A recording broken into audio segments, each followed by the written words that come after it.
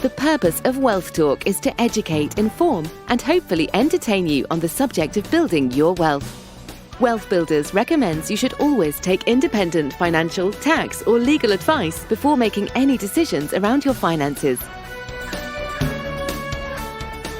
Hello, welcome to episode 34 of Wealth Talk. My name is Christian Rodwell, the Membership Director of WealthBuilders, and I'm joined by the founder, Mr. Kevin Whelan. Good evening, Chris. Good to talk to you again. And to you, Kevin. How are things with you? Well, things are great. I just had my 30th wedding anniversary. Congratulations. Quite a milestone. Well, it is for my wife. Yes, we had a lovely time at Le Manoir. And we're planning our trip to Canada with the whole family as well. So very much looking forward to those celebrations. And yeah, good fun. And it's actually talking about the good lady. That's the subject of our podcast today, Chris. It is. And it's back to business, isn't it? Because we're now moving through the pillars as we've progressed through pillars 1 to 4. And the business pillar is pillar 5. And as you rightly said there, Kevin, we're focusing on women and wealth today. Yeah, women and wealth. I mean, look, this is not a sexist comment, but if you think about the statement we always make, Chris, when we're talking to people about wealth, it's begin with the end in mind. And what I've noticed, if you look at some of the numbers, maybe our audience will remember that I'm an economist, so big on numbers. So I've got some numbers for you, Chris. Okay, fire away. A third, 3/4, and 1.2 million. Right? These are big numbers. So a third of women simply don't know how much they've got and how they're going to build their retirement. That's a huge number. 1 in 3 just simply have no clue. By the time women get to their 60s, the average women's pension pot is a third of the size of a man's. Now, there are reasons for that, and I guess we'll touch on that. But to recognize that for the most part, people are going to get into retirement and the vast majority rely on a pension fund to provide them with that future. If the average fella's pension fund isn't enough and a woman's is a third, well, that certainly isn't going to be enough. Okay? 1.2 million of women in their 50s have got no retirement provision at all. That's a huge number. I mean, that's massive. And here's the problem, right? Because 3/4 of women, that's my 3/4 number, once, those in their 60s are either single, divorced, or widowed. So the shocking thing is, women are going to be on their own. Us guys die before they do statistically. So, women have to give themselves a kick wherever they can, and we can hope to help them do that. A gentle one, not with a stiletto, but with a soft shoe, to say there are some things that women can do. And it's not just about, oh, woe is me, isn't the industry wrong, isn't the equal pay thing wrong. There's so many things women can do. And we want to focus on the positive, Chris. What people can do to start making up that gap and recognizing that in the end, they need to be more involved with the process because the vast majority of them will end up on their own. And that's a sad state of affairs, but it's true. That's right. And we do have a few stats to pull on, and we'll put the source of those stats in the show notes in case anyone is just wondering where those references are from. But it's true that, of course, there is still this gender inequality within the corporate world. And of course, there are certain reasons of childcare and things like this, which typically, the women do take more of an active role in those things. However, the stats are that only 1 in 3 UK entrepreneurs are female, and women account for only 17% of business owners. So there is a huge gap here, isn't there, Kevin? There's a huge gap. And, wealth, if we recognize that wealth is a process of seeing problems and being part of a solution, then it doesn't really matter how much time you have, and go back to last week's episode on time leverage. It's possible to learn and do something different to start bridging that gap. And I think definitely there's a huge growth in the market for women's groups, where the special and unique needs of women and all of their various dynamics and how they process information, how they like to connect and collaborate, how they're much more likely to be strongly kind of socially enterprise type businesses.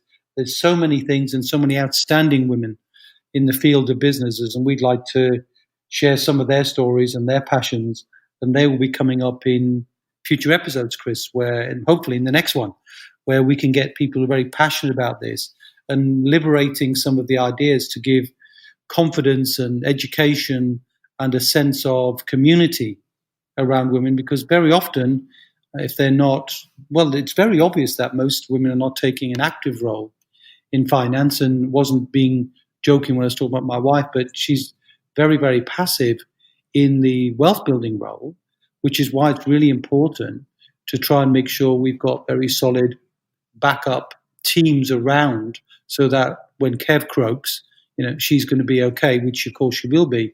But, that's why we're building, my daughter's in the business, my son's doing his law degree so he can get involved. My other son's doing property development. So, he's done it now. He's now working in that field. So the whole family, have a kind of a wealth spin to support what my wife is doing, because she's got many other things to think about. But those who do have the willingness to get involved in just thinking about different ways they could use some of the pillars to build their wealth, Chris, then it's really important to try and do that and build that around the time that women have.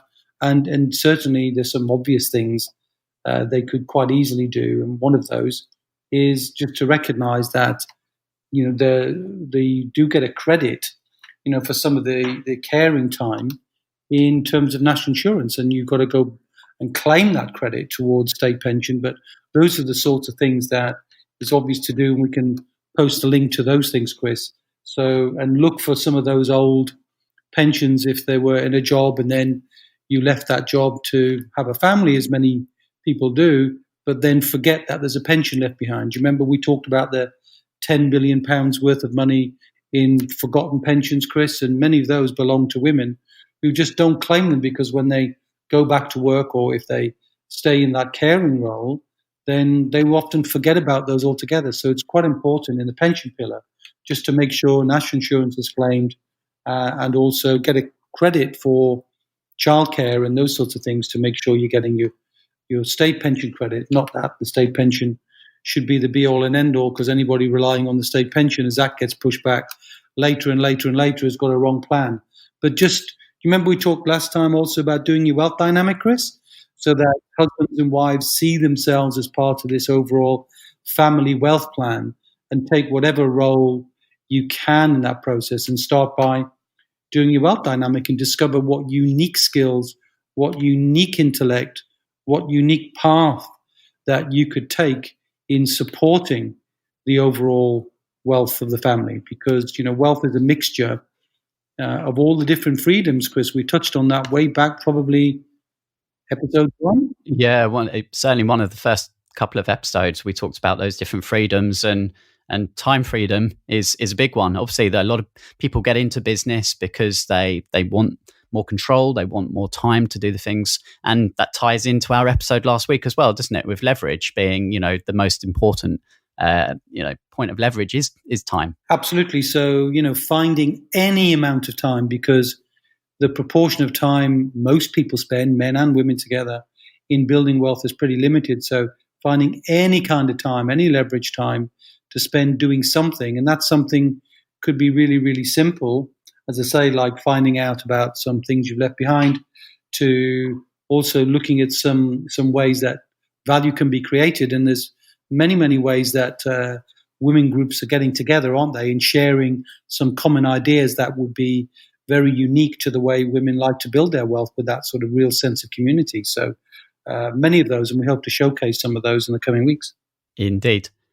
So Are there any other points with regards to, I guess the step-by-step system, Kevin, that you've created for building wealth? There's really no, certainly no inequality as to whether that system applies for men or women. And we have many of our members in the foundation program who are women and, having fantastic results. And, certainly within, I know, the SaaS business as well.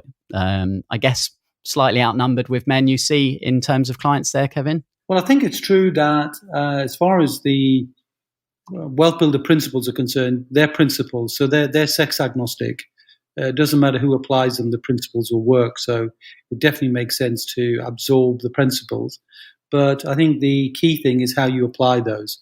So, some of those things, for example, debits would be an easy thing to do if you've got limited time. That process of trying to create money. Investing money is really quite simple by redeploying money into investing. That doesn't have anything unique to it. But I think we're seeing more and more women exploring property and that uniqueness of the way, property can be very much a relationship-based business with focusing on, the tenants. I remember one of my clients who's they decided to get into HMOs, and I remember it vividly. And it was Chris and Vicky is the name of these clients. And Chris was all kind of ex-banker, all gung-ho, had the funds, ready to put things in place. And Vicky was saying to me, "Oh, Kevin, I'm not really interested. I'll let Chris do that. And then when we got to the point where they had their first HMO launch party, and they invited me to that, and we cracked open a bottle of champagne, and they toured round their first HMO, which is in Orpington, she could not hold herself back, Chris. It was absolutely spectacular. You said, "Kevin, come and see. I said, "But Vicky, I thought you weren't interested." She said, "Shut up, I'm interested now." And she was showing me some of the beautiful things that she was doing, in the HMOs, and how she created these gifts, special sort of toiletry gifts for the guests, as she called them. And I just thought it was brilliant that her unique and caring take was really a reflection of the business. And I think there are so many women who have that special take in the way they approach property, and they see it not as a money-making activity, but a way to provide people with homes that they can be really proud of. And many, support some of the caring aspect of, we talked about some of the exempt residential properties in a previous episode, when you can actually use your pension to buy those, where you've got children who need special attention, or you've got groups that need special consideration from local authorities. Some really outstanding things that we've definitely seen women pay more attention to than the men.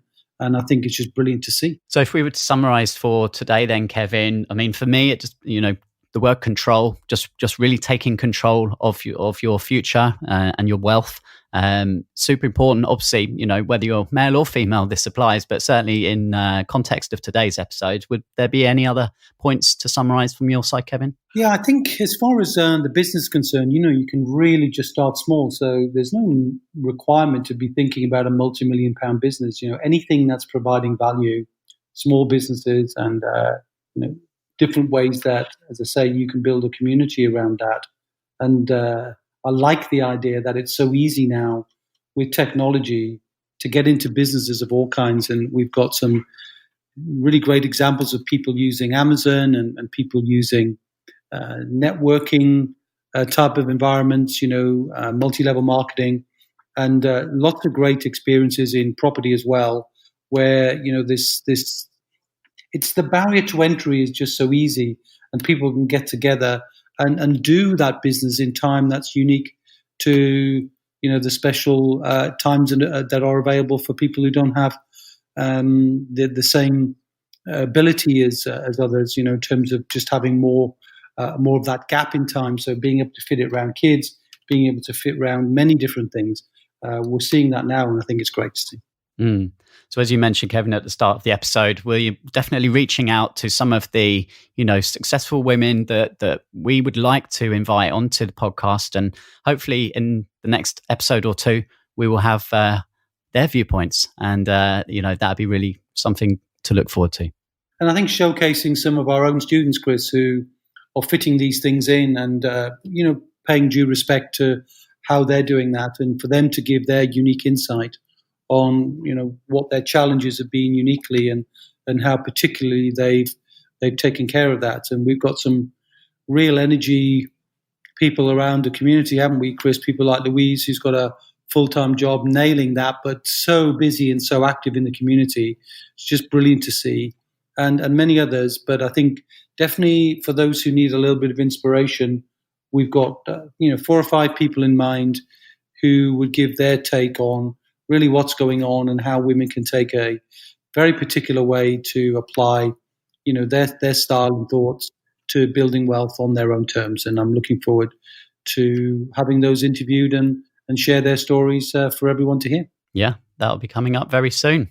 So thanks, Kevin. That was good chatting to you today. And I guess I'll see you on the next episode of Wealth Talk. I look forward to that, Chris. And you're going to be heading off to America soon, aren't you, for an exercise in some of the marketing skills that we're bringing to play now and some of the technology yourself. So looking forward to you. You're going away very soon, so we might have a little break while Chris is away. But in the meanwhile, we'll try and get these interviews to you. And I look forward to seeing you, Chris, when you get back. Cool. Thanks, Kevin. See ya.